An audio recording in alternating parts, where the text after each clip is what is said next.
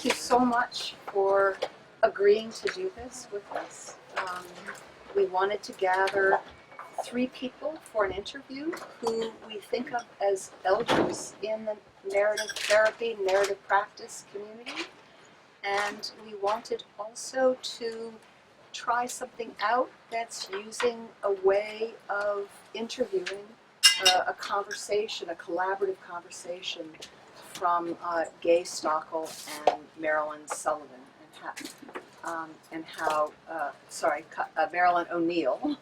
Marilyn Sullivan is a actress. Yes. I'm like with you. Marilyn might not be. And so really want to thank you for that. And the way it works is we would start with one of you, and we thought, Marcy, with you, if that's okay, especially because you happen to have so many of your people here. Yeah. And and I just reminded by what we said that was inspiring by Andre de Schille, where he said one of the sort of secrets of the universe is to surround yourself with people whose eyes light up when they see you coming. And I'd say you've got those people here. I think you're right. Yeah. I don't have a thought to add. Okay, so we will talk with each other, and then David and Hannah will also be sort of almost like reflectors on what they're hearing you say. Okay. So we will talk, then they will talk each with us, and then we're going to switch places with your reflecting team, and you see them over here. And my A team. Yes, your A team. And that team will be with all 3 of you. They'll be reflecting. So it'll be your job to make sure that there's some balance there too. And then we have the other great group who we've got of an audience to this, who we also want to get some of their responses. Yeah.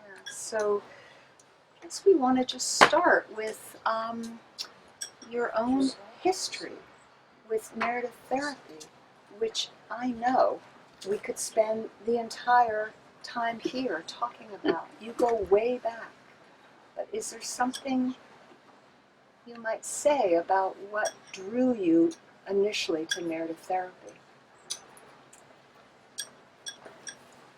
Well, I was trained as a family therapist in the 70s.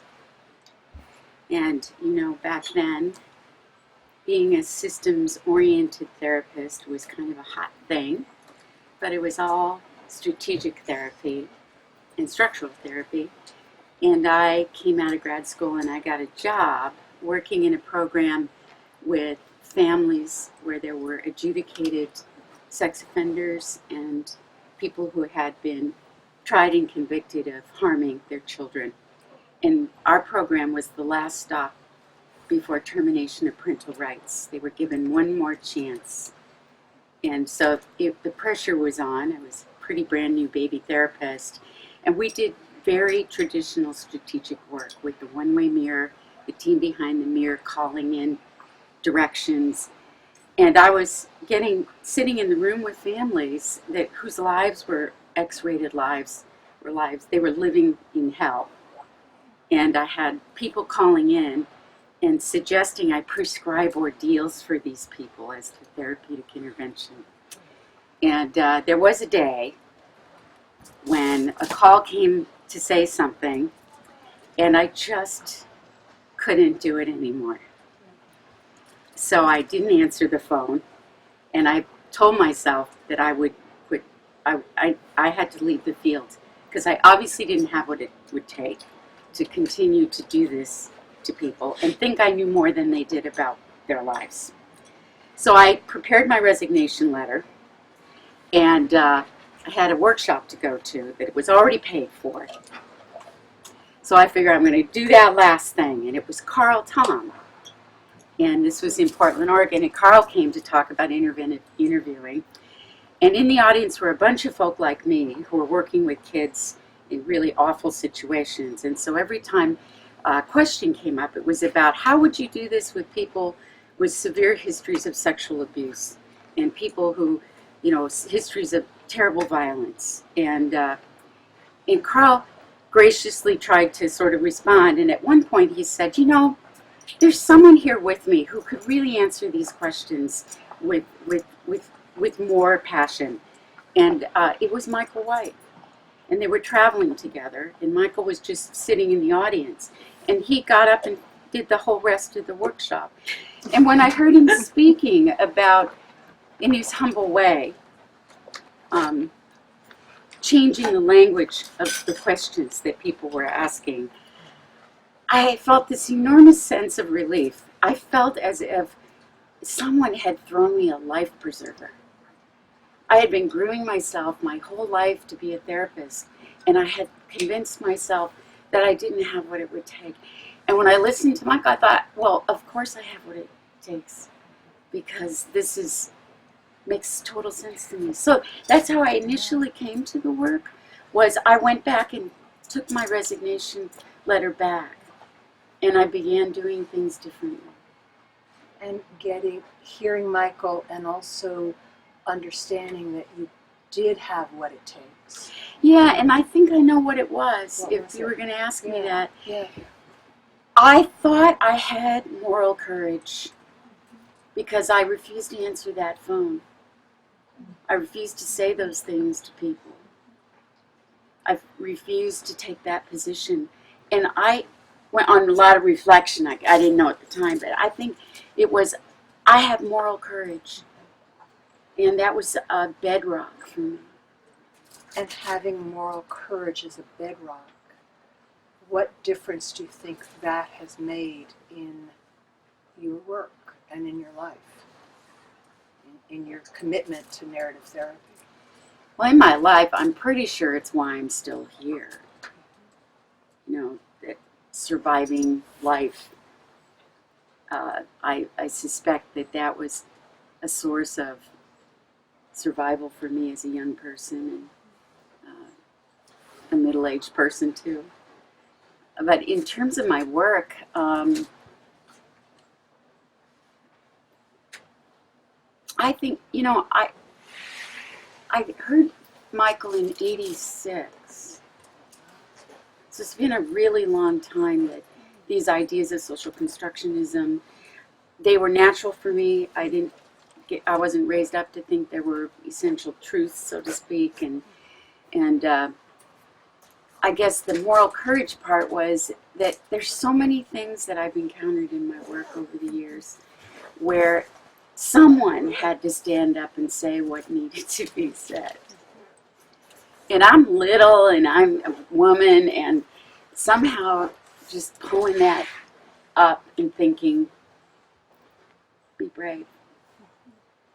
Be brave and speak for the people who have no voice. Yeah. I hope that's what I've done in my work. Yeah. And the decision you made to step back from the actual work and to build community, narrative community, or continue to build a narrative community in the Seattle area. Mm-hmm. Does that, in your mind, connect to moral courage? Well, that's an interesting question. I'm sure in some ways. I'm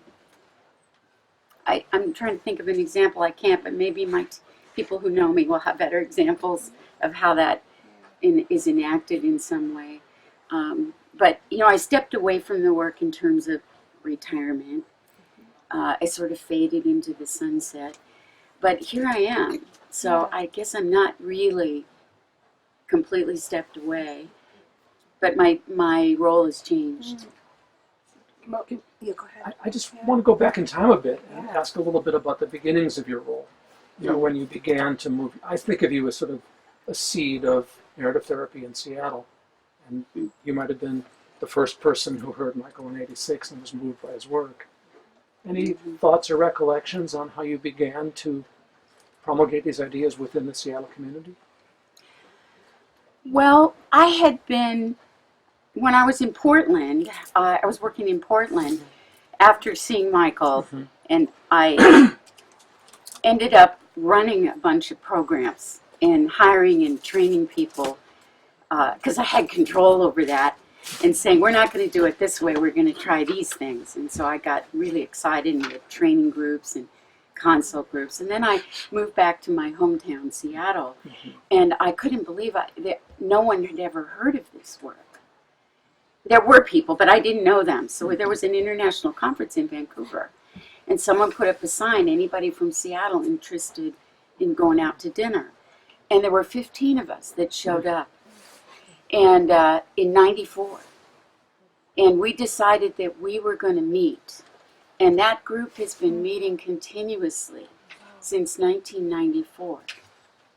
But many people have come and gone over the years. It's morphed in. But we had David Epstein come and do private consultation with us, Janella Bird and Sally Ann, and lots of people. So there was this core of 15 of us who really were completely passionately involved in rigorous study of this together. And that peer learning group, so to speak, that was really the core. And I had experience of doing that with narrative ideas. They weren't called narrative back then, but just this work. But I had experience, so maybe that was part of my role, was I had done groups like that before. And so I had done reflecting work and was experimenting with that, and I think that was maybe a contribution I made, was helping people learn to do reflecting work, so we could see clients together and interview each other and our families and that sort of thing. But it's been around a long time. Yeah. But what made me want to ask is I'm so interested in how community has gradually formed and how it's sustained. So it's, to go from being thrilled by Michael to developing something that is many people wide. Yeah, maybe the moral courage part comes when people sort of wander off into wanting to bring other modalities into that group. I was sort of, for lack of a better way, kind of a purist about, if we're going to do a narrative consult, let's just focus on getting these ideas and really working with these ideas, and we can have a separate DBT group or EMDR group, but until people have grounding, because I just wanted to work with these ideas more rigorously. So maybe sometimes I had to sort of stand up, and it was hard at times because there was a sort of a feeling of don't be the narrative police, but sometimes there was, I think it might be helpful for someone to stand up and say, we should really get back to trying to do this and focus on this. So I think I did have to sometimes take that role, and it wasn't always pleasant to be the one to, do you know what I'm saying? And why it's tied to moral courage. Yeah, because people don't like you to do that sometimes. But they thank you later. Right. Yeah, I'm also really interested in what you said about how I'm still here. That most people I know who step away from the direct work have moved on. Their hearts are there, and it influences everything they do. You have stayed actively involved in meeting with the people in your community, and what's your understanding of why that's true for you? That you have kept so. We're extremely happy you have, and what is it that keeps you here?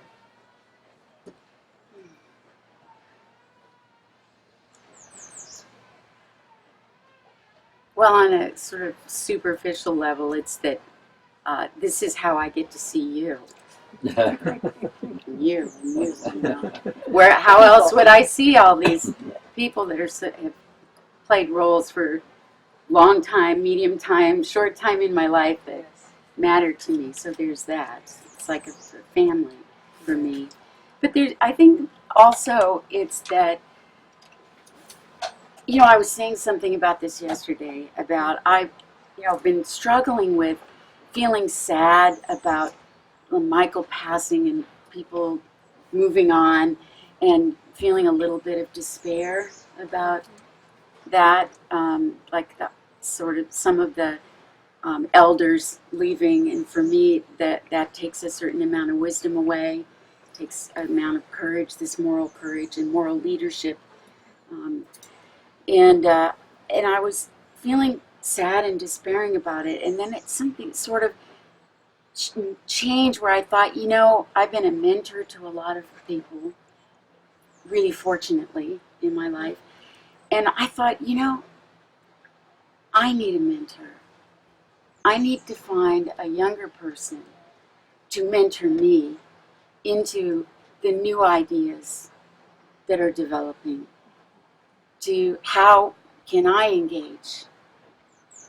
How can they mentor me in understanding things that I don't understand about what's changing in the world? And this would be a really great place to find one, don't you think? Oh, many, many. Who are passionate about some of the values that I'm passionate about. And what would be your hope in finding that person? What would you hope you might? How would that make a difference in your life? I'm a big fan of hope without expectations. It's a kind of hope served me very well in my life. So I don't have a concrete expectation, but I think I'm just kind of reawakened by this idea of shifting into a mentee role and learning things. This would be an opening to learning new things and being able to stay engaged without it having to be that my historical way of engaging doesn't fit anymore. There's no place for me anymore. I'm that old person that they wish would just kind of stop talking. I thought I need a mentor to help me be a beginner with the new developments and new ways of thinking that are coming along. And I'm hopeful that I have a few candidates in mind. Do you think this is sort of a shorter interview than we would like? But I would love to talk for a moment with Larry and then to see where we go here. What do you really, Larry, what's really standing out to you here? What are you thinking about? Well, I'm really moved by what Marcy just said about getting into a mentee position, because I hadn't even had that image yet. Yeah. That I just picture sort of drifting off the edge, as opposed to circling back to being involved in the community, but in a different way that I hadn't yet imagined. Yes. So I'm really encouraged by that. It fills me with hope about my future. Yeah. I also have talked with Marcy some about the sadness and the loss for those of us who knew Michael, and the opportunity to digest and absorb, to be with the grief of having, of how the community has changed, and I just want to honor that, even if we don't have the time here to really explore that further. That would be something I would love to do, to open space for. Yeah.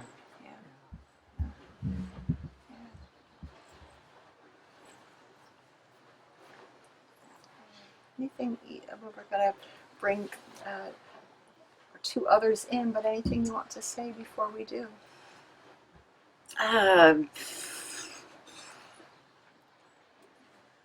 I guess I have a lot of things I want to say, but one thing is that, Peggy, I remember so many stories about the kindness extended, and that, that grief part of that sadness was, it goes so far back, but I want to thank you in particular for many, many stories that people, if you want to know some stories, I'm happy to tell them about you extending to me kindness and support. So thank you for that. You're so welcome, and One was at Spelman College. I was just going to say, that was a beautiful. Can we just tell that story? I would tell it probably differently than how you would. Yes, probably. I don't think it was one way. I don't think it was one way at all. Well, the Spelman College conference was in 2002 was a huge event. Yeah. And I was in the middle of my first episode of cancer. And I had I was in the middle of my chemo treatments, and I hadn't talked to a lot of people about it, except my immediate family, you know, in Seattle. But I wanted to go to the conference, and so I went, and I was completely bald, which is hard to disguise. And I was very afraid because I had the experience frequently of people being very scared and upset when they would see me come in a room and didn't know. And so a couple of things happened. One was I was walking across the campus trying to screw up my courage to enter the conference, because you all were living on the campus there. I was living off campus. So I walked Rosa Parks Lounge. Yes. And so I walked in, and I was so afraid to hurt people. And the first people I encountered were Sarah and Maggie. And they were sitting in a room, and the rest of the conference was away.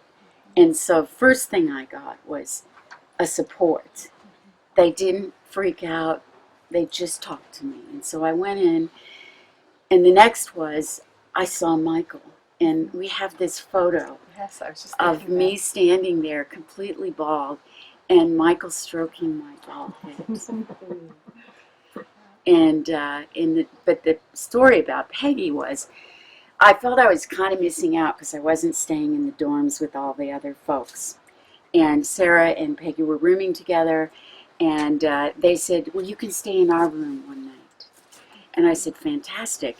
So I showed up, and when I came in, they were very Spartan conditions. I came into the room, they had draped scarves, they had found some beautiful linen and a fluffy pillow, and there were flowers in there, and there was a mint on the pillow. I had never felt so welcomed. I was overcome. It was so beautiful. It was so beautiful. It was just so sweet and comforting. You built this beautiful space, and then we sat in the lounge and you interviewed me about my experience of having cancer. I remember that really well. And talked about your friends. And it was just a beautiful, beautiful memory. But that's just a little flash. That's like a snapshot of that story. We go way back. Yeah. Yeah. Thank you for that. Thank you. All I remember, talk about moral courage.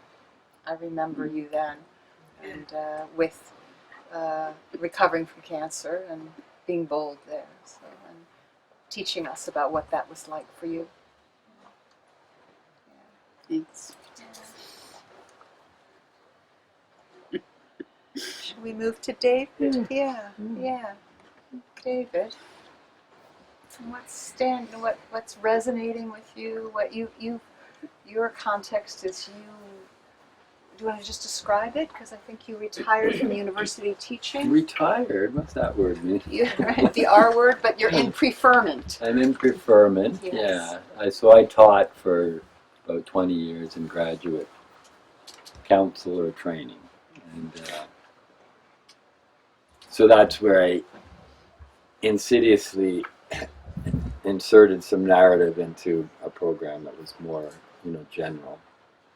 And but I've been involved with narrative since the early '90s, and I'm sure we were at so many conferences in Vancouver. Together. Yeah, I used to live in Edmonton, and I'd go every spring across the mountains. And so I continue supervising and training in small practice now. And so good to hear from you, Marcy, and I can just imagine how many stories there are. It's like the tip of the iceberg. Now I'm getting more and more curious about those early years. But I think the piece that's standing out for me right now is this whole idea that Marcy mentioned yesterday too, of a mentee, mentor.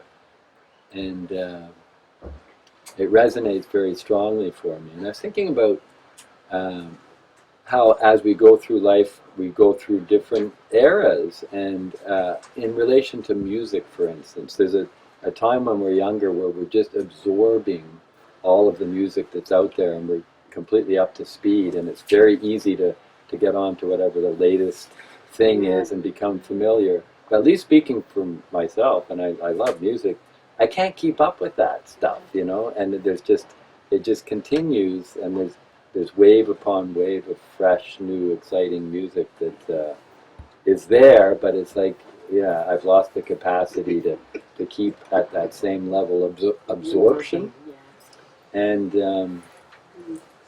I find there's a parallel with the work that we do, and there's narrative work being done around the world. There's hundreds, thousands of articles being written and presentations being made, and I'm not as absorbent as I was years ago.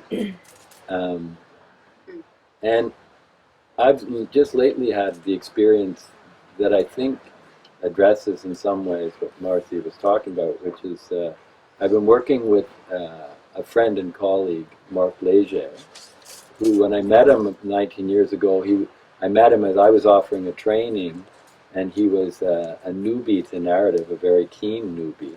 And over these years, he's about 15 or 20 years younger, and over these years he's been in his absorbent phase, and he's done all kinds of Dulwich training, and he did the Dulwich master's degree, and we kept talking about, when I do my preferment and I have more time, we'll start teaming up and offering narrative training in Ottawa out of an institute, and it's evolved just the way we were hoping and expecting.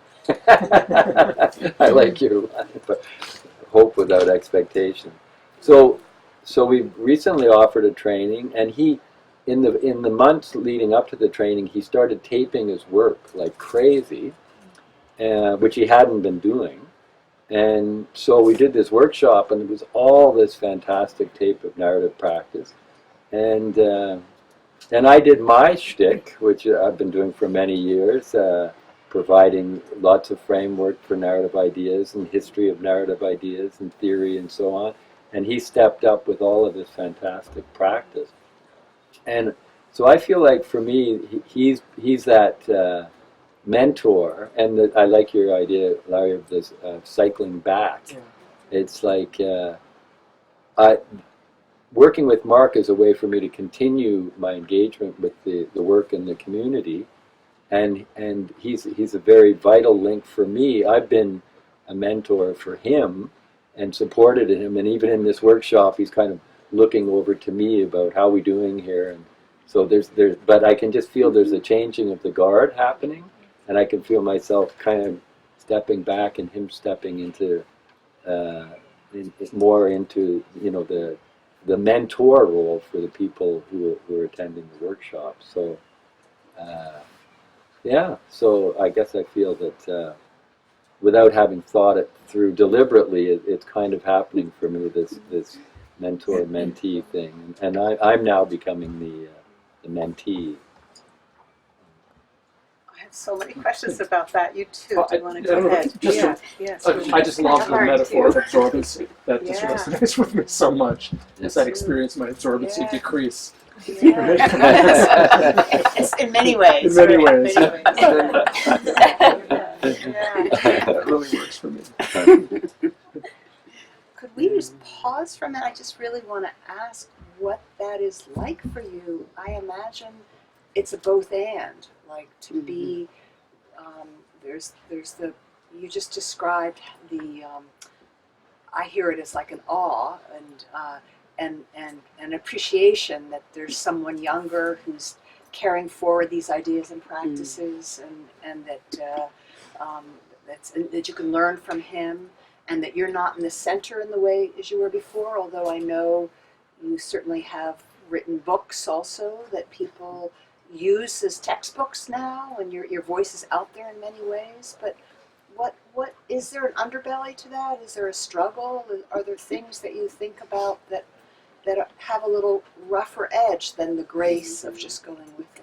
Oh yeah.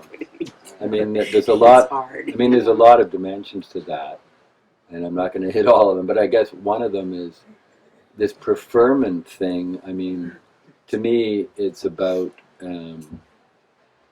in your one and only life, are there other things that you would like to be able to say that you did explore and engage with? So there's the constant pull in different directions. I constantly get this wave of, oh, I want to get, plunge further into these practices and these communities and this work and these ideas. But at the same time, there's a part of me that says it's a zero-sum game. If I do that as fully as I've done it in the past, there's these other things that I would like to also become part of my life repertoire. So there's that. There's the dilemma that poses.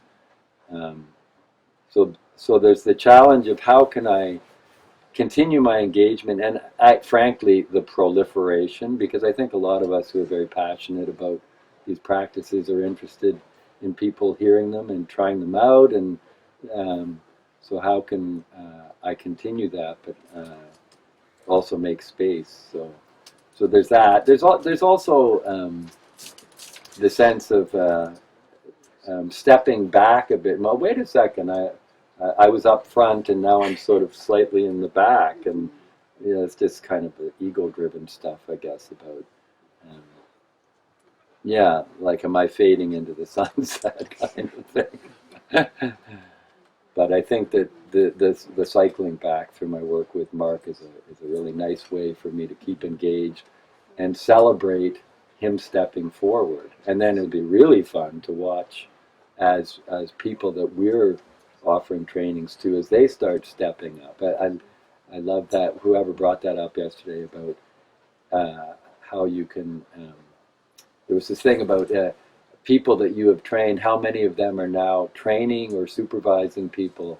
That's what I'm really hoping to see lots of out of these connections, is to see new people taking on those roles of proliferation and training. So much more to ask, and what are you thinking about, Larry? Well, I'm just thinking time-wise about Yes. making sure Do we you move want to- on to include Renee. And see what your first thoughts are about the conversation so far, find our way into a conversation with you. Well, my brain is sparkling. and so every time I hear a sentence, of course, something new is coming in my mind. But I'm an old newbie. And when I sit here and reflect, I find out that I have been that all my life. So every time it seems to be settled down, then I catch up something new. And I did my master's when I was 57. So, and I was very proud of that, my second master's of my life. But what strikes me most is that your story here, that when I was young, we always said that the personal is political and the political is personal and so on. And also your life story here is like mine, that it intertwines, it mingles together. Mm-hmm. And I was in a position when I met Michael White the first time on Crete, that I was in a difficult personal situation. And I was at that time I have been working for more than 30 years with leadership and organizational development. And I had my own narrative in doing that, because that's working with power, also traditional power. But I was having my own narrative as being a Robin Hood. I was the secret, the fifth column working behind the lines. And I was preventing so much bad damage done to people. And when I learned about the narrative, I was sneaking it in. So I was making leadership programs and leadership value programs, which was absolutely narrative. They didn't know about it. They paid for my training, and they didn't know the word therapy. I said theory, so they didn't know it was therapy education. And they paid for it also. But I worked on these two lines, and the one track was, helping making better life for people in public sector in Denmark. That was my narrative. And I did a lot of good things there. And we even made a leadership evaluation tool that was made as a flying suitcase with toys in it. Can you imagine? They ate it. and it was wonderful, and telling narratives about good leaderships, and you had people talking that never talked before. I was proud. They didn't know what it was, but it worked, and it was nice. At the same time, my personal life was so that one of my sons, my eldest sons, he said that I'm not part of this family. Nice cafe meeting, invited in, and he said goodbye. He was 20 years old, and I had to eat that. And happily I had my narrative thinking, which I then enhanced even more going into that field, because it was, you can't believe, unbelievable, painful, being dismissed, being sacked by your own son, because I was not worth anything when your son sacked you. But I was able to go through all these painful years, 6 years, where I didn't know where he was alive or dead, because I said to myself, skills and knowledge, that's what he has. Other young people turned into depression. He might be on the limit of that. He had his own cure. And the narrative thinking helped me there. And what did I do? I took the long in-flight on working with young people. He might not like me at that moment, my son, but other people, other young people like me. And then I developed my 3 weeks intensives with young people where I am with them for 60 to 75 hours, 3 weeks. And that makes a difference. And they love me. Again, the personal list. They love me. I made a difference so big to them. And all Danish young people, they have trouble. They have diagnosis, not all, but they are very, very pushed by modern power. And I could help them. And that was fantastic. And I stole of that youthful energy as well. It was amazing, life-changing for me.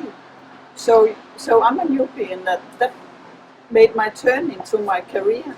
And finally, public sector, in the way new public management turned into, didn't like me anymore. So happily they fired me some years ago. And that made me take the absolute step into working with protecting young, protecting children. And I took, when was that? That was 3 years ago. I started working with trauma and children, SOS Children, villages, 10 countries for the last 3 years. And I took a leadership position on Faroe Island as the boss of child protection on a small island where you sail to. So I'm a newbie, and I'm also an old lady, but I'm everything, I think, and make things hard for myself, but it's fun. So you see, it's mixed, all of it. And when I met Michael White, it was really like coming back to my youthful left wing side again, where people always say about me, Hannah is always Hannah. I like that. And when I met Hannah is always Hannah, no matter what you do. And it was again saying, yes, it was like, getting the right clothes on again, meeting Michael White. And I deposited a lot of hope within Michael, because we were doing the postgraduate diploma when he died. And we were to see him the last time in Adel in Hong Kong. And my son was still lost. And I had planned in myself, I need a talk to Michael White about this, because that would just help me. And then he died. And that was for some minutes or some hours, days, weeks, a real setback, because there was so much hope putting into this personal conversation I would hope to have with Michael, and then he died. But my son came back. And just the last description of that was that I was teaching young people in Mexico, usually getting up 4 o'clock in the night when you are unprotected, sitting with your pain and the toilet, missing him, not knowing whether he was dead or alive. And then suddenly the email ticked in, and he said, a little out of the blue, dear Mom, I'd like to see you again. What I have done has nothing to do with you. We're not alike, but you have always been a wonderful mother to me. I apologize for all the pain I've caused you. Could we please meet? Can you imagine my life after that? So, again, you see, mingled, woven together, bits and pieces of my life, and meeting the narrative has now given me a new career, but also, like I said to you, the tram Hannah, the globetrotter Hannah, all over the world. I'm seeing young people, Russia, wherever, reaching out, and I'm flying in. So that was Cute. a story. Yeah. And I'm shy. I am. No one thinks that I hate being, but I always take position where I'm in the center. But my little twin here is a shyness. My little twin. We travel What do together you think, Larry? with humor here. Yeah, we should. We Yeah. should I yeah. think because of I'm a time. triplet. She's a twin. Yeah. Sorry, we're having a side conversation. Thank you for that. And just because of time, I think we have a group Relax, here reflecting. that if you three could switch with them, and we'll hear their reflections, and I'll move over here. And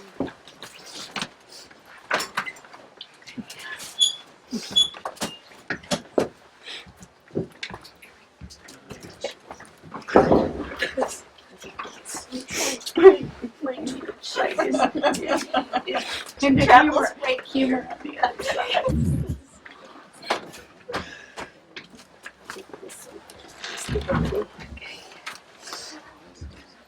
No idea.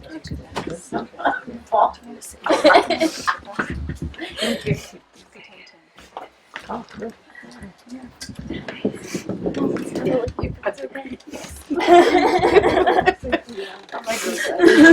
I'm not going to cry. I'm just going to. So here it will be easy not to look at people that were just interviewed because they're behind you, but you don't need to look at the camera. You can look at each other. So, yeah. Let's start with the tissues. What are the tissues all about? We just love her. Yeah. Yeah. And you say you love her. You're speaking about Marcy. Yes. And what how were feelings of love evoked by hearing that conversation? Good question. I can't go first or I'll cry, so I'm just gonna keep her. Well, we're all going to. Haven't we already been crying? Go ahead. No, I guess I was kind of interested to ask you how you know Marcy and just how lovely you've been since meeting you in San Diego and kind of the histories. I think one of the things I've enjoyed having from Marcy is story. Yes. Kind of a history, and that's been really rooting for me, grounding for me. So I was curious how you met. You come to Seattle. Yeah. Well, that was one of the things I wanted to reflect on when Marcy was talking about moral courage, is that's how I first met her, was in that context of the Vancouver conferences and the Seattle group, and that was just my sense of her at first, was that she stood up at that conference in ways like that. It was just some things that needed to be said and held into account, and I was like, yay, this like Seattle group with Marcy as a leader is doing that. And I was one of the organizers of the conference, but I was like, some things needed to be changed, how the conference was organized. And I was like, yeah, just really happy to have her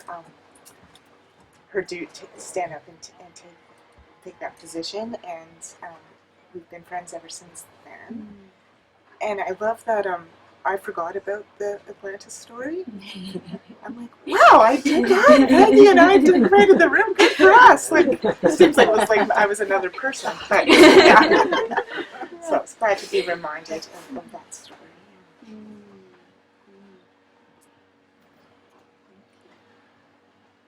What was it like for you? What was it like for you to have? Why did you know Marcy was a person to kind of stand up in leadership to kind of change some things that were going on in the conference, and how did that moral courage that she stands in and knowing about affect you in your life and work? Well, at that point, I was like the conference organizer, and I didn't feel like I had the voice to say to some things that were happening. And Marcy came and talked to me in a way that let me have my voice too. And so I knew she had it not to just like say, hey, this needs to change, or you should do it this way or do it that way. She wasn't about that. She was about like coming to me and saying like kind of helping me also stand in my place and helping others. And I just thought that is kind of her walking her talk and doing it in an ethical way, a relational way. Well, I can kind of ping pong off of that because I think part of it for me too was kind of like the multi-storied aspect of standing up. That like, you know, even though there's all these ways in which I've witnessed how she lives that out. I remember a very clear conversation that she and I had in the parking lot outside of one of our meetings in Seattle, where I was talking about the fact that I was trying to have a voice with a particular judge around some stuff that was going on in the drug court that I was a part of, and how I was having difficulty with that because all I seemed to be able to do was cry, which I still do, but and I just remember her just asking me these beautiful questions around, you know, that is a type of standing up, that even though no one else saw it as standing up, everyone else saw it as, oh my gosh, they had to take care of me, you know, she saw that it was actually anger behind it, it was protest, it was all these things. So kind of that, not only being able to talk with people in ways that elicits their own voice, but also, for me at least, being able to talk about standing up in a multi-storied way that is, you know, kind of eclipsed 12 years of my life.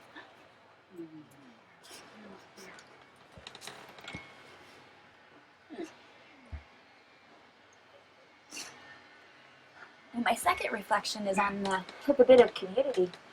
Just the fact that, you know, I have such profound love for Sarah and such profound love for Peggy before I even met you guys. Because that's Spellman's story. In addition to that, and Piper and I joke about the fact that we had a relationship through Marcy for years. While she was living in Vermont before we ever had a Seattle peer relationship. So I just know that that's one of the reflections that I have. You know. So when you spoke, Larry, of, you know, referencing her as a seed in Seattle, I would agree that, you know, I experience her as a seed actually within the international community. That I have knowledges of people, of those acts of kindness that I so cherish that she gave to me. Absolutely. And hearing how Marcy speaking rippled into both David and Hane's lives. Do you have any reflections on what you heard there as well? Yeah, for me, I think I really connected with the story of being an activist. I've been arrested, I've been to jail, and I think kind of going back to being an activist and then moral courage, I think for me really stood out, like, oh yeah, in what ways. I guess when I first met Marcy, she so welcomed me at the cabin, and I felt like this quiet moment of like, oh, like she does it her way, and it's kind of a joining, but there was always, like in her voice, I hear like this resistance, right? Like this resistance of like, for example, like I think one of the things that I remember a lot is kind of the oral tradition of history.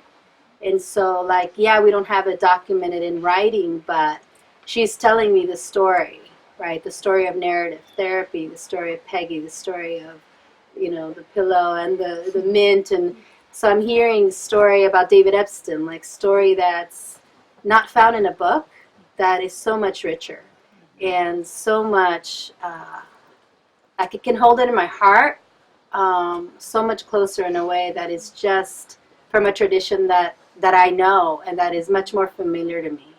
And that isn't any more or less valuable And so I think I really connected to that piece of, giving people back their voice, right? Giving people back a reflection of the things they already carry with them, that I feel she kind of gave back to me in that first Vermont visit. Like, oh yeah, okay, I'm going to go back now and do my thing, and that was really refreshing and really empowering to find that. Yeah. And then I heard that in Henne's story too. And Henne, she said Henne is always Henne. And, just doing it her way, which is different, and Marcy's way different than David's way. Yeah. But also connected, right? And that's sort of like being an activist, being her Robin Hood. Yeah, and doing things sort of like I'm really connected to that, like doing things behind the scenes, like doing it your way and right, following your ethics. But sometimes we have to sort of hide that to fit into other systems and ways of working. And I don't know if you, I imagine, noticed too, but from where I was sitting, I saw Marcy really shake her head with a yes when David said that it's a mixed experience. The learning to step back, the realizing that that there's change in the air. And I wonder if you had any thoughts about that in terms of what you heard David say there. I like to comment on that in my kind of roundabout way, but get through to it because that that theme, and I might need some help with some questions with it. But because it's kind of just formulating and sparkling in my mind, and listening to Marcy. I've known Marcy since I was 16, and every time, okay, I'm not going to be able to get through this. Every time I hear her talk, I learn something new. Because she never tells the same story at the same time. Twice. And when she was talking about that when meeting Michael, that it was as if he threw a life preserver out to her. And that she could say,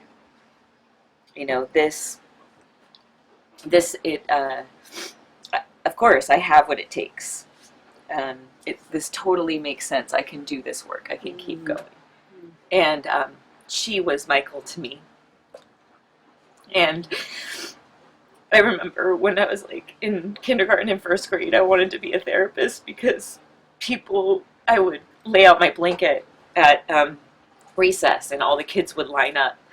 And I wouldn't play with the toys. I would help people. They would line up, and I would help them with their problems, and I would listen. And then the next recess would come around. 5 cents? Yeah, 5 cents. No, because I'm really shy and really, really scared in my life. And people don't know that, but I always was really important for me that people's voices would be heard and that they could have a place to speak. And I thought that was, what I wanted to do in the world until I started with psychology and psychology class, and it was just so scientific and I didn't relate and I wanted to give up. This isn't for me, same thing. And then went through a lot of different hard times, and I had met Marcy. She was my therapist, actually. And when, not only did she help save my life because she helped me find my voice, but I got really curious about how it is, why was she asking me questions and speaking with me in a way that I used to or do with other people, and I wanted to know where this came from, and that it was like coming home again. And so then I became interested in narrative therapy, and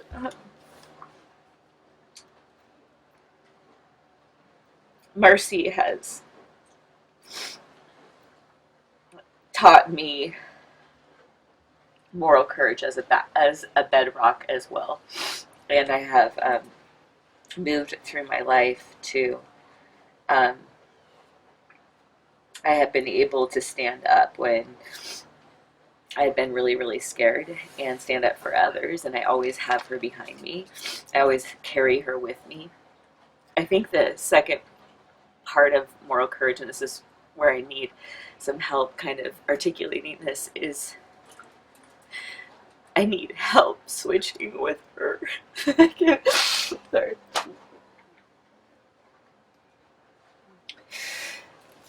I can't step. I want to be one of the people that is her mentor now.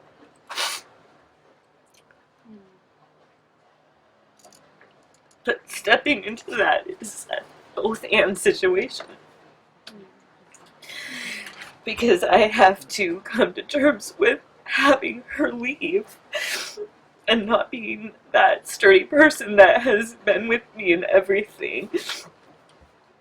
And I look to her as she's where I get my inspiration, and I know that I give her inspiration, but to step into that leadership role, like she's my mama bear, you know? And how am I going to switch? How would I be worthy to switch to that place for her and carry on her legacy? And I want to so greatly. And I need some help doing that.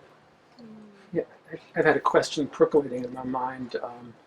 I think a lot of narrative therapists, I know it's true for me, have one of those lifesaver moments where we feel like we were not going to be able to stay in the field till Michael or Marcy or someone, David in the case of publishing me, once tossed me a life ring. And your future elders, right? So I'm curious about what emerges for you when you think of yourself in that role of being the people for whom other people will receive life rings from you in some way. That's a great question. And maybe already are. And maybe You already just are. don't know. Yeah. Right. Pause to Right. think. Well, and I guess how I connect with what David was articulating, and I don't know if this is actually going to get to your question. I might Sorry. be taking us Totally. back a little bit, but Yeah. is that I guess I want to be able to kind of articulate the fact that I hold both of those experiences. Like, I very much can relate to that experience of feeling like you're behind, that everybody else has kind of run to this other place, and there's this immeasurable gap where you can't jump and run with them. On the other hand, I also very much appreciate when I have run and then I find myself in some place where I'm like, okay, wait a minute, this is not safe all of a sudden. To be able to know where those people are, that there's an aspect of the elders that I respect, you know, kind of not running as quickly, that sometimes is actually extremely helpful for me, which was where I was really curious about kind of being able to have a further conversation with David, is to, you know, not that I'm trying to say that, right, not any shoulds, but just my articulating that from my perspective as a youngster, I really actually appreciate that position, that I'm hearing him talk about finding himself in as it relates to the ego-drivenness. Can I say something? Yes. I love the part of David's story when he talked about, is it Rob? Is this Rob? Rob is Mark. Mark, sorry. Mark, looking at him across the room, kind of like checking in, and I was imagining, like, even when David's like off doing some other part of his preferment, so maybe not in the room with Mark, that Mark would be like, you know, internally looking across the room and kind of going, okay, David's got me, okay. Or David would would do this now, you know? How, yeah. How, you know, those people are in us now too, right? Yeah. So would they, even when they're not in the room, we still use those relationships.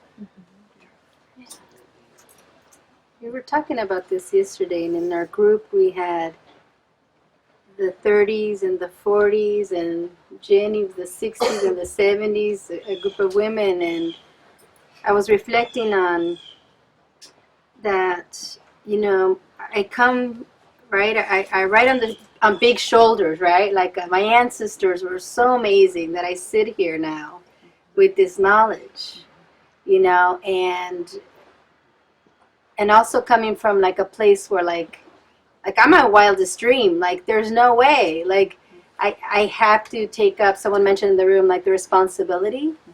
Like that for me, I think has always weighed heavy and been heavy. And now it's kind of like, yeah, it is a heavy thing, but it's also like it can be a joyful thing and a playful thing. And I think that when I heard all Marcy and Hanan and David speak, it's kind of like, yeah, okay, we got some, like you were saying, some tools to build upon and some people to reach out to. And so and maybe that taking up doesn't seem as scary. You know, when I think of like, I had you in mind, Peggy, because it was like my new trainees are coming in and I'm supervising, and it's like, okay, well, how do I welcome them? How do we welcome each other?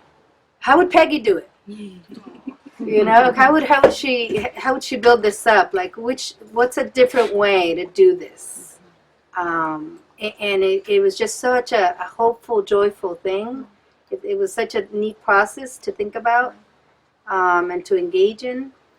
So yeah, I mean, it's kind of scary, but I do feel the tides have changed and are changing for me personally. But I'm not in it alone so much. I feel like, yeah, where do I tap into what's already there? And then in each context that we're in, you know, internationally and here, how do we, what it will look like, you know, differently. So I don't know, yeah, that's it. I think I really prefer the tides are changing metaphor to the one I was thinking of, and David said, I think, is the changing of the guard, which is sort of a similar thing, but has what you just said has a fluidity to it, and a way It goes back and forth. Yeah. Yeah, Both and. yeah, the both and. Yeah. I know we have to shift gears, but before we do, I want to see where you are. If there's something, No, I'm okay to you're shift, okay, yeah. and anything that's you really want to say before we do. I just want to thank all of them. I just think all of them, I mean, they've all impacted me today, and I carry a little bit of what they said. And even David, you know, reading his book has really influenced me this past 16 weeks teaching at the university. So, yeah, it's been really beautiful to be near them. I do want to say one more thing, which is that I think the question about future elders bubbled up in me because I feel like I'm in the company of future elders. Yes. Right. Yeah. Like I do too. Yeah. Yeah. I have a question of wondering, just from elders and from the three we just witnessed, is kind of, and you, Peggy, I was thinking, you know, after Michael died, you really moved in. Like you really moved in to create these connections and communities, and you stepped forward, and I think of that point at which others have stepped forward when you became a youngster to a future elder, like that moment, that turning point, and what helped you, what led you to step into that place when there can be that heavy responsibility of following the people that were before you, but also can you step into it playfully or join with others? I love how you said that. Like, it doesn't just have to be scary. And kind of, could we get some wisdom from the elders around what helped them do that, and that switch, you know? Because we not only carry them, but we carry their elders, just as the oral history. Like, when I think of Marcy, I don't think of just Marcy, I think of everybody that came before her, and it's like I am honoring her mother and her grandmother and her grandfather, and it's like, and she did, and she's had to hold it, so she's got to know something about that. Yeah. Yeah. Lots of responses to that, but we'll hold it maybe for later. Yeah. Can I just say one more thing? And I just really want to appreciate what Marcy and Hannah and David, the personal stories that they all also mixed in, and that's just such a reminder of how that intermingling of the personal and the professional, but just I was really kind of sparked by the idea of like when Hannah said she was having troubles with her son, and then she worked with young people. I was like, oh, that's such a brilliant idea to do it that way, rather than you might be step back from working with young people rather than step into it. And that was also a kind of moral courage that I just wanted to recognize. Absolutely. To what do you think that might have done for her? What would have that been? Why do you think that happened? Why do I think That she made that choice Yeah. to step in. step in? rather Yeah, than so I step saw that out. as saw Yeah, that that's as your that kind of question. courage. Yeah. Yeah. And I just really sparked something in me. So We have to shift. Yeah. But thank you so much. And we have to think, because now we are getting, we know that we need to have further brief conversation with the interviewees. What are you thinking? Do that, yeah, and then quickly throw it open to Roger to approve. I'm so sorry. David and Marcy, can you guys come back here? And they too?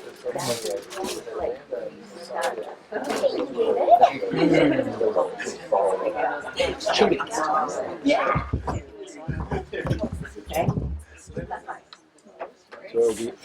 We're coming Come- back, we're yeah, gonna come come back back again for a here, minute. just, we're just gonna do a few, just kind of wind it down here with us, and then give you guys a chance to do more of the fourth part and debrief it a bit.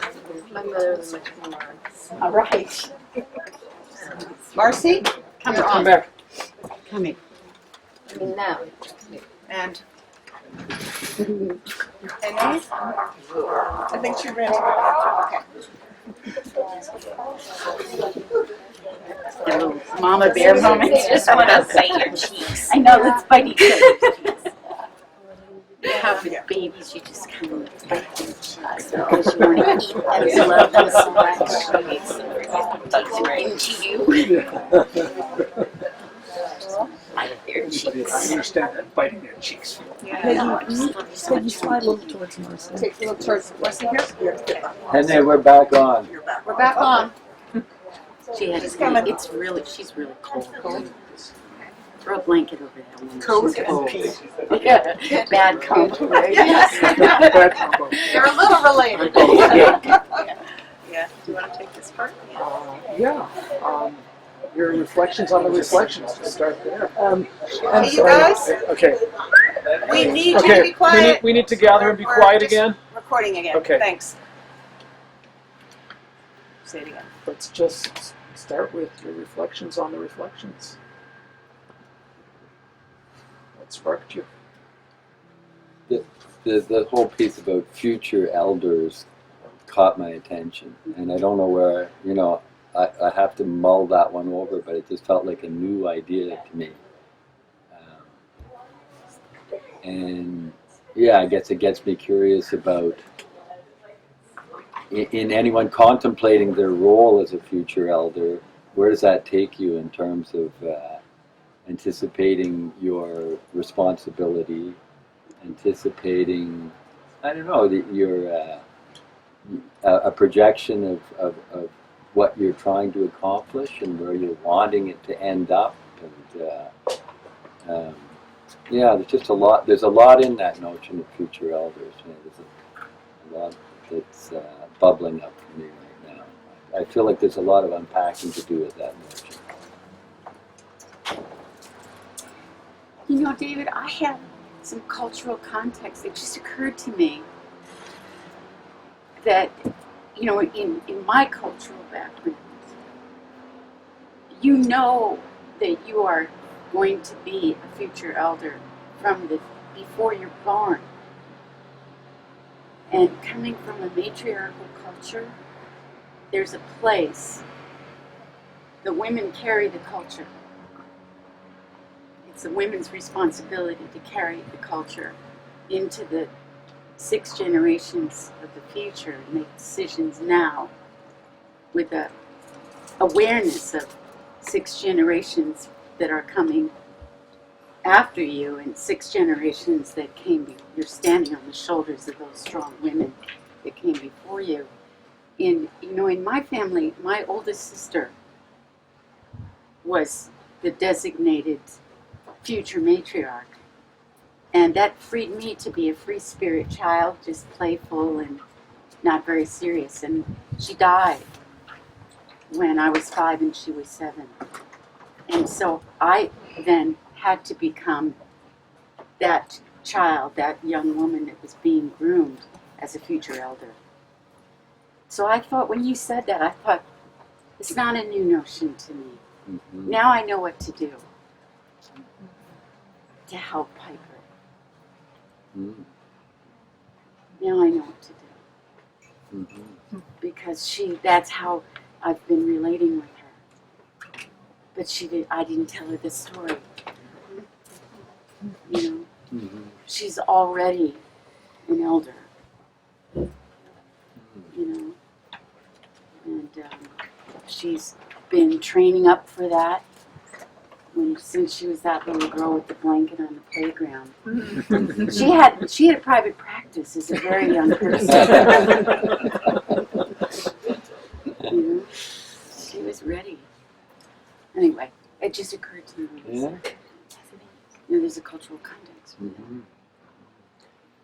And does that also give you some new understandings or ideas when applied to you with your seeking of a mentor and the possibility of Mhm.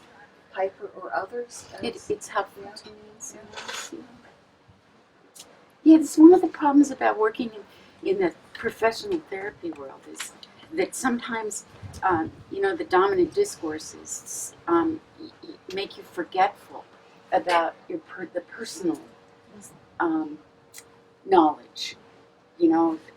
About, oh wait, if I go talk to an elder that isn't an elder therapist, but is an elder in another context, I need to go do that.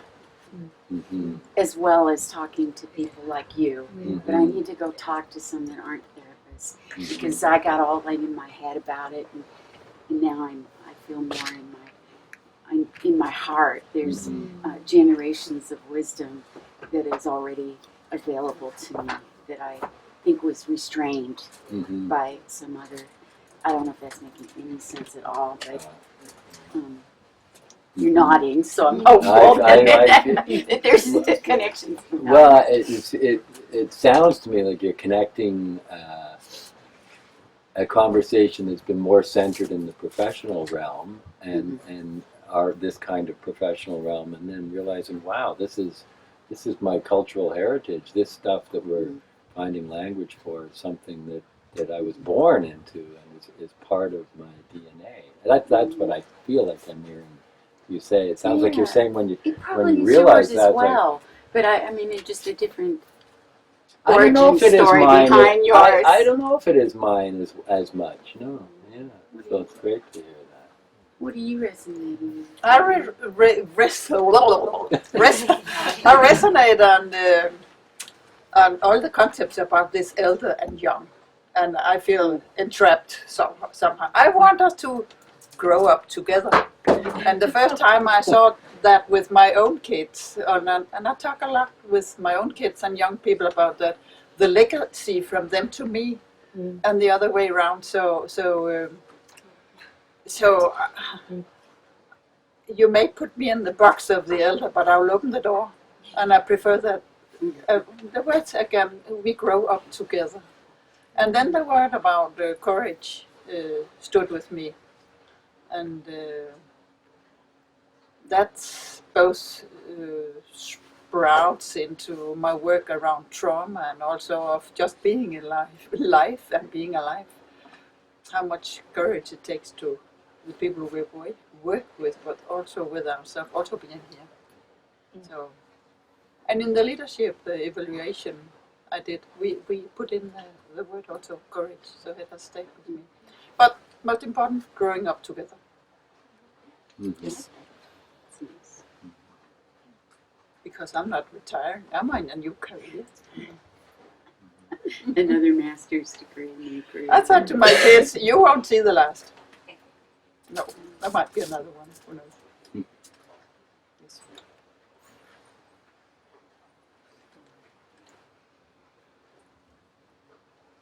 Should we open it up to the? Yeah, but that, how will we do that? Does it just, the camera just turns, and is this shifting into a fourth part of debriefing, or what people are moved by? What are we asking people? I would think just to reflect briefly on the whole experience. Okay. So, so they're still reflecting on what they've heard, or their experience, they're reflecting on what it was like also to sit out there and they couldn't hear, or like what are they reflecting on?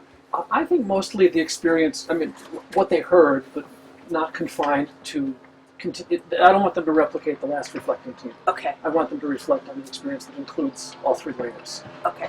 but not the speedboats and not the I can't hear. Okay. Okay. So the whole thing. Okay.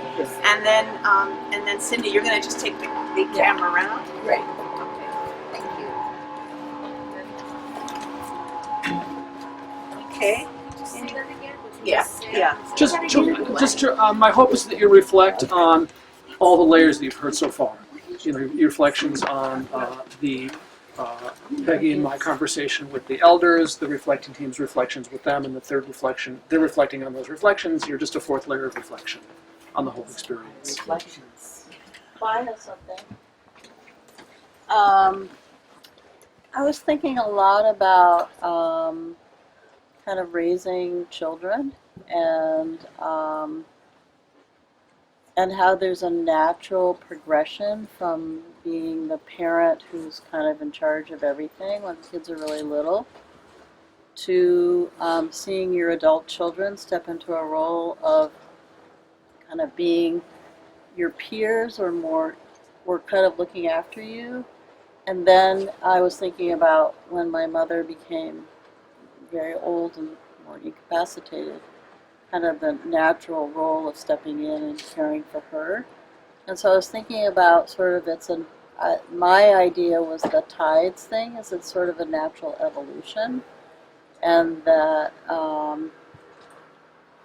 it happens gradually and slowly, and grows out of the wisdom and knowledge that was in the relationship from a long time ago. So I was thinking about the piece about Marcy and Piper. And I have this vague memory of them when you were really young, when Piper was really young. And Marcy was kind of a maternal person for Piper. And so I can see how it would be scary to think about becoming kind of the elder anyway, but I guess my idea is that it's just a naturally evolving process that you don't always even know is happening until it's happening.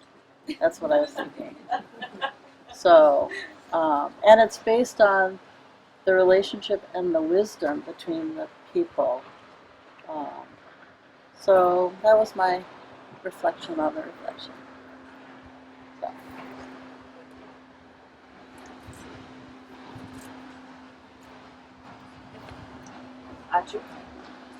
Hi. I have a lot of things that stood out for me. One is the moral courage. In this day and age, I'm thinking of taking a stand more, and so they talk about moral courage, being able to even be ready to be arrested, stood out to me.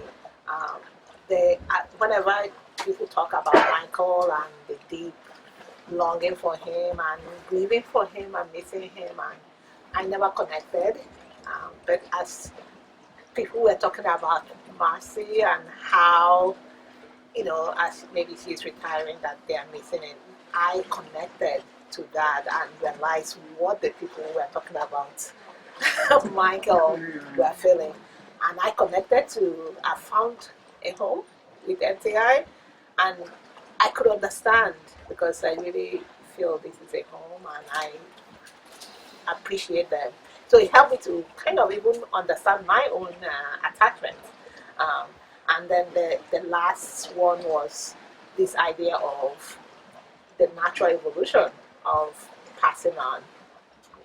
My young people here, I'm from Nigeria, And so a lot of time they're like, I'm 21, I'm an adult. I'm like that's not that's not the culture. The culture is you can be 15 and be more responsible, because the idea of an adult is when you come, nobody sends you anywhere. You're like, what do I need to do? And then you do it. And after a while, the parents will stop doing as much as you are getting it. And then in a way, after a while, the parents will not even do. You are now taking over, and that's the natural progression, like so many people talked about. And it helped me to realize, because before, whenever they are saying you're the future, I didn't connect to it. But when I looked at when Martin was talking about that, knowing what to do because of thinking about the future elders, it helped me to connect to my own culture. And now, in a way, I know how it will go, what way I can be here. So maybe I will be more connected. I'm more able to take more responsibility with FTI. And some people might be happy to hear that. Yes, that's basically, yeah. So thank you so much for such a rich conversation. A lot of people talking about being home, with Marcy, and it connected with me about certain relationships that you feel at home. So.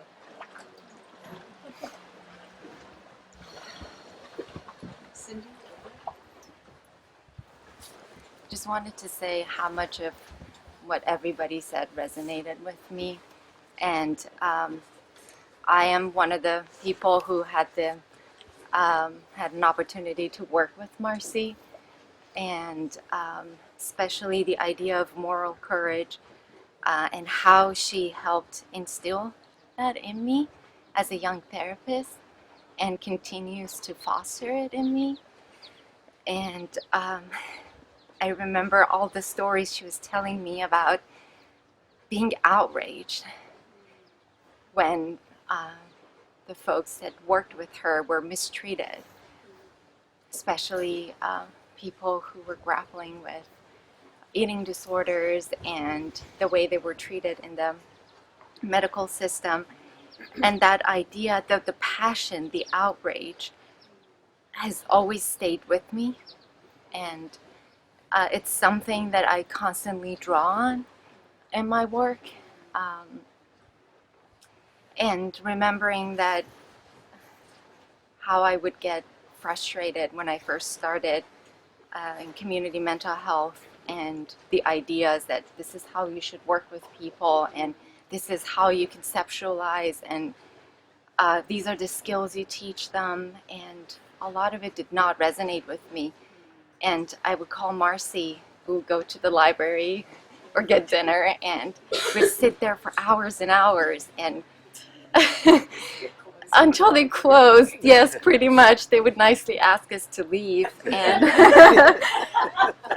and I would just absorb everything Marcy was saying, and being inspired and not conforming to the ideas that were sort of being imposed by the system. And that really impacted how I see the work and how I practice it every day. Thank you, Marcy. One more here, or two more here. Go ahead, please. Yeah, just the story about how close she came to resigning hit me hard and made me feel so much about how much further we have to go. How many people did resign because of these discourses that have the power they have to disqualify and erase people's knowledges. So I don't know how to relate to myself as courageous or brave or Maybe just stubborn. I'm angry. I've had an identity with anger for a long time that was pathologized, and but my primary relationship is with fear. Like, I grew up being subject to pretty significant abuse, and it doesn't go away. And so just hearing you,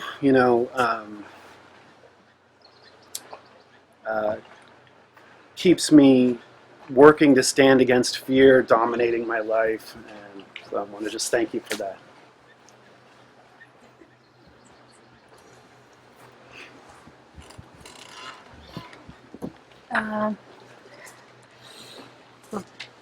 Thank you, everyone. I really, I'm in appreciation of everything that I've heard this morning. I'm one of the many things that stood out to me. I think it was just the initial question: what was our connection? What their connection to narrative therapy? It's a question that resonates with me, that I ask myself many times, and every time I come up with a different answer, and I at some point I thought that Piper's comment was another way of answering that question. When Piper said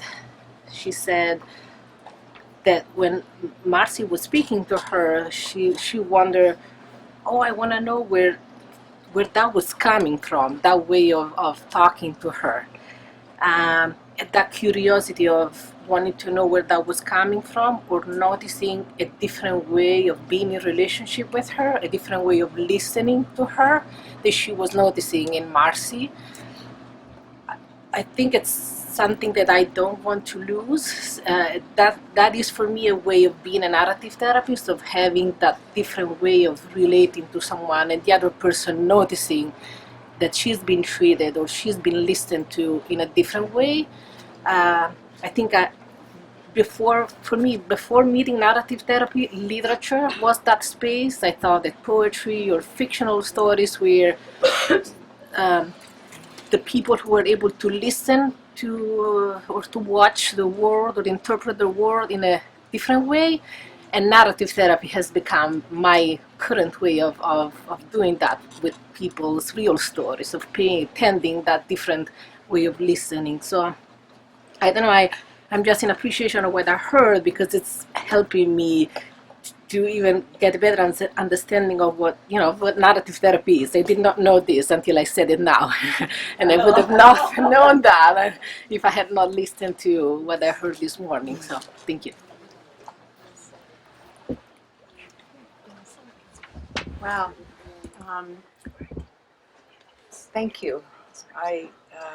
There's so much, and I'm also aware of the time and what we have that we want to do next, that I want to check out with everyone. But what do we do to shift gears here? Thank you so much. Yeah. Claps? Yeah, applause.